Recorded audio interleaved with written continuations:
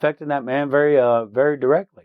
Yeah, it was a very adverse situation, I'm sure. Definitely. In 1997, after the Olympics, 2 bombs exploded in Atlanta in the suburb of Sandy Springs.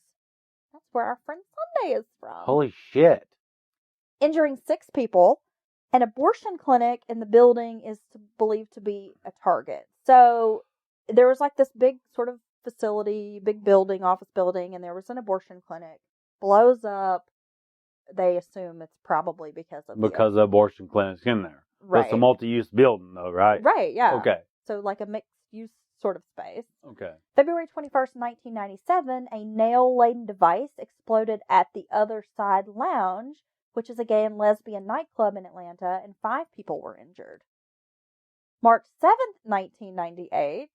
Now, this is when Eric is already on the run and has vanished into the Nantahala forest. Nantahala. Daniel Rudolph, which is Eric's older brother, videotaped himself cutting off his left hand with a radial arm saw in order to send a message to the FBI and the media. The hand was reattached. I'm flabbergasted about This is the part that's fucking nuts. That's one of the craziest things I've ever heard, honestly. I mean, digging into this story, this is one of the craziest things I've ever seen in any true crime story or any article I've ever read. He films himself cutting his left arm off with a saw. In like just a shop setting, if you will, a garage or whatever. Yeah, he was a carpenter. Yeah. So he has the whole setup, and I'm just like, zzz, and he films himself cutting his hand off to send a message to investigators. Talk about cutting off your nose to spite your face. What's the fucking message? What's the message? I don't know. My brother's crazy as shit, running around blowing shit up, and I'm crazy. I'm gonna cut my hand off. I don't get the message. I don't know what the message was either. So he filmed this and he went straight to the hospital to have his hand reattached. Yeah. Did it work fine? Hell if I know. We need to follow up on that. Yeah. Okay. We'll find him on Facebook Yeah. and be like, yo, bro, how's your hand? Hey, bro, can you stroke it with that hand? I don't know. He probably has to jerk off with his left hand now. His right hand. He cut off his left. Oh, did he? Yeah. Wasn't it left? Oh, yeah, it was left. Yeah. See, here I am assuming this man's... You assumed his dexterity? Yeah, I don't know. How dare you? I'm just assuming he's right-handed. How horrible of me. But yeah, then he had it reattached. So okay. That whole thing is just fucking crazy. That's weird shit. Yeah. A task force set up at the Apple Tree Campground, which is off 1974 in Macon County, to find Rudolph. March 17th, 1998, the task force investigating the Birmingham bomb is formally merged with these other like multi-agent parties, right? To basically begin like this big task force. Well, basically, Eric Rudolph's responsible for all these things, so all these different investigations are coming under some same umbrella. Yeah, because of the 3 bombs in Atlanta, right. You've got the Birmingham, so these agencies all sort of join forces. Oh, so all our red tape and bureaucracies in the same place. So all of these multi-agent search parties began combing the thick mountain laurel and rugged terrain, which is 500 acres in the Nantahala National Forest that covers Cherokee, Macon, Swain, and Clay counties. It's a big fucking chunk of land. That's a big chunk of raw land. Yeah. There's some of these areas that they tracked him to literally had no inroads, no asphalted roads, no logging roads, dirt roads, nothing. Like you literally have to set off by foot through these valleys and over these ridges and laurel thickets on foot. There's no other way. And a lot of people think that is why, he was never found. Because I'm sorry, if you bring a big group of people and all this search and all this energy and money and all this expense, when it comes down to digging through damn, knee-deep leaves and these areas never traveled by humans, that shit gets old quick for people. I'm sorry, I don't care who you are. It really does. Well, imagine people who are not from this area. Right. Trying to do this. And it's hard from a logistical standpoint, from keeping track of where you already been, where you're going to look next. I mean, it really is a nightmare. It's one of the worst places in America that you could go try to search for someone. Rudolph became somewhat of a local hero for folks. Lake Inn's Grill had a sign up that said Rudolph eats here. Theories abound that a network of sympathizers were hiding Rudolph in basements, leaving food and supplies for him, and keeping his whereabouts unknown. In television interviews, many locals admitted they would not turn him into the FBI. Right. Which gave a slant to the entire area being anti-government and all this stuff, which I don't think quite is true. But I mean, You have some of that. You have some of that, but the media really took it and ran with they're that trying to play element up of the it. Stereotype Yes. that comes from, back in the Appalachian hillbilly woods of the 1920s. Well, you're talking about prohibition. You got people moonshining and they don't Right. like the revenuer and the taxman. From the big city. And they don't like the government. Right. And that kind of shit. They took that. Like, yeah, there's some of that sentiment. And there are people around who still have that view a bit, but it's a fairly small percentage. Right. And they really did run with, and that's one thing that stood out to me in our research for the story, is they took that small segment and these handful of people they interviewed, and they really ran with that. They were trying to paint us all here as all the people in Murphy are anti-government and want to burn the White House down and all this shit. And that's just simply not true.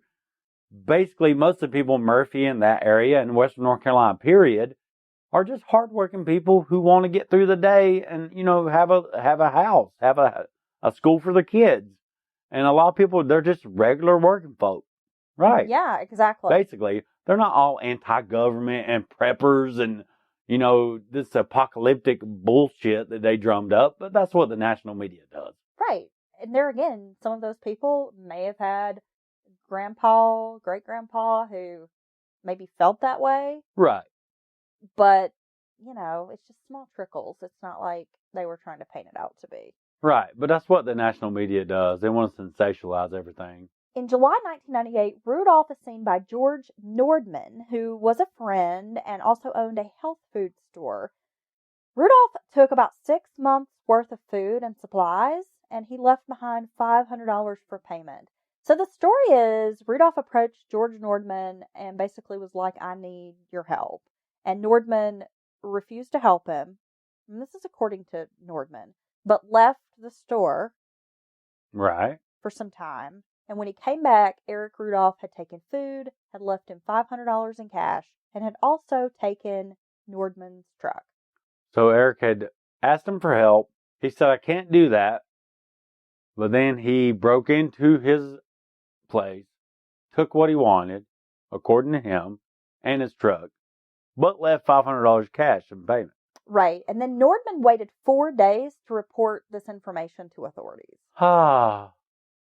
So it seems that he was a bit sympathetic. It's almost like, I'm just going to turn my head and pretend I don't see what you're doing. And I'm not helping you. No. I'm not seeing what you're doing. Lord, no. I'm not looking. But I'm seemingly sympathetic to you in either a personal respect or to your cause. And I'm only going to wait 4 days before I let people know. Yeah, because it's not like anybody notices the 400 or 500 people in the area looking for you, federal agents and such. Totally innocent. Totally innocent. Totally innocent. Hey, own that shit, man. Just be like, I did, whatever. He was a good guy. He was my friend. I didn't believe what he, did, but he was my friend and I did know him. And yes, I did do this. And I'm a compassionate human who doesn't want to see somebody starve. I just don't want to see someone starve. Don't be a little bitch about it. Oh, I don't know what happened. He was a bitch about it. On October 14th, Rudolph is charged with the Olympic bombing and the bombing of the gay club and the abortion clinic in Georgia.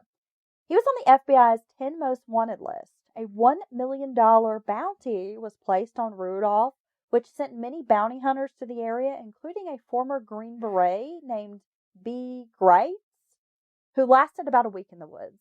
And this B. Greitz fella, I guess he's got some media kind of clout. He's known or something? Yeah, I think he kind of had like a right-wing conservative type of talk show maybe at some point, like a radio show. Okay, and there's like some YouTube videos of him.